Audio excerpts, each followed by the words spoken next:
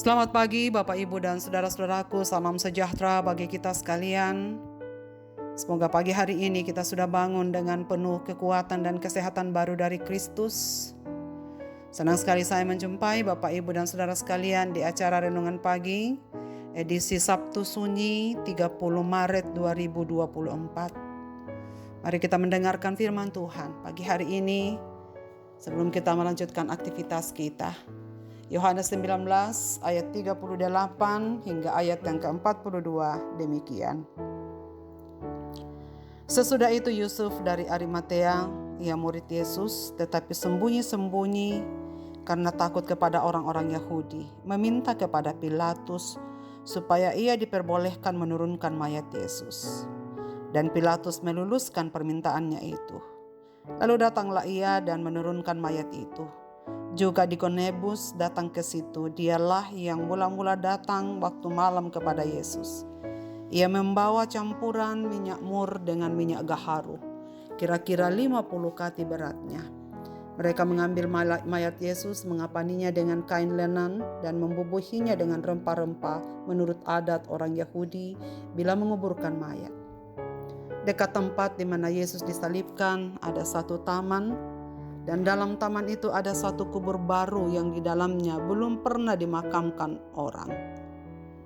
Karena hari itu hari persiapan orang Yahudi, sedang kubur itu tidak jauh letaknya, maka mereka meletakkan mayat Yesus ke situ. Kasih yang besar melalui hati yang benar. Saudara-saudara pendengar renungan pagi yang dikasihi Tuhan, berbuat baik dalam kondisi yang memungkinkan adalah satu hal yang biasa. Namun berbuat baik ketika situasi tidak memungkinkan itu baru tantangan. Itu baru luar biasa. Pada kenyataannya situasi terakhirlah yang sering kali kita temukan. Kita hidup dalam masyarakat yang sering kali meneransi banyak hal yang tidak baik. Lantas bagaimana agar kita tetap dapat berbuat baik dalam situasi yang sulit? Kita dapat belajar melalui tindakan Yusuf dari Arimatea. Seorang yang kaya yang berkedudukan tinggi dan ia anggota mahkamah agama. Bahkan termasuk golongan majelis besar. Tetapi ia sekarang sudah percaya kepada Yesus Kristus. Ia menjadi murid Kristus.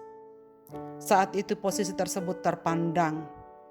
Kalau kita mengingat kembali kisah penyaliban Kristus, kita akan mengerti bahwa mahkamah agama adalah salah satu pihak yang berperan dalam keputusan penyaliban itu. Sekalipun demikian, rupanya Yusuf dari Arimatea tidak setuju dengan keputusan menyalibkan Yesus. Ia adalah seorang yang memiliki kepekaan rohani yang luar biasa jika dibandingkan dengan rekan sejawatnya. Ia seorang yang baik dan benar, yang setia menantikan kerajaan Allah. Seorang bernama Nikodemus, juga seorang yang sangat hormat kepada Yesus, juga seorang imam besar dari Arimatea.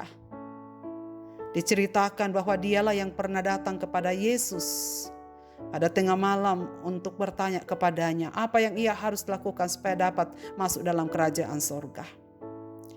Nikodemus dan Yusuf dari Arimatea, meskipun sama-sama anggota mahkamah agama, tetapi tidak takut menghadapi bahaya karena secara terang-terangan hormat pada Yesus Kristus dan menjadi pengikutnya. Dalam penghormatannya kepada Yesus, Yusuf dari Arimatea memberanikan diri menghadap Pilatus. Ia meminta mayat Yesus agar dikuburkan dengan baik. Tindakannya sungguh beresiko. Sebab rekan-rekan sejawatnya sudah pasti akan menentang apa yang dilakukan oleh Yusuf Arimatea. Terlebih lagi jika rekan-rekannya di mahkamah agama tahu, mungkin saja posisinya menjadi tidak lagi aman. Bisa saja akan didepak dan disingkirkan dari komunitas mahkamah agama. Namun resiko itu diambilnya. Ia tetap memilih berbuat yang benar dan menempatkan Yesus dalam kubur yang layak. Walaupun ia tidak tahu harga apa yang harus dibayar sebagai konsekuensi dari perbuatannya. Bahkan Nikodemus membawa rempah-rempah, minyak mur dan gaharu.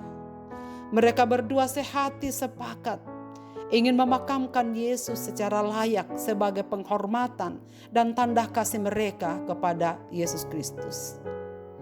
Saudara sekalian, kalau kita berada dalam posisi Yusuf dari Arimatea dan Nikodemus, kira-kira apa yang akan kita lakukan? Mereka berani mempertaruhkan jabatan dan posisi mereka. Akankah kita berani menembus segala risiko demi berbuat yang baik dan benar? Saudaraku, mudah untuk bersaksi dan mengaku iman bila situasi akan berjalan aman. Tak sedikit orang yang memilih jalan aman, tak mau bayar risiko apalagi bayar harga yang mahal. Banyak yang akhirnya jatuh, tersandung bahkan meninggalkan Kristus demi keamanan, demi popularitas, demi jabatan, demi nama baik. Semua untuk kebahagiaan hidupnya. Tapi Yusuf memiliki kasih yang besar, sebab ia memiliki iman yang benar.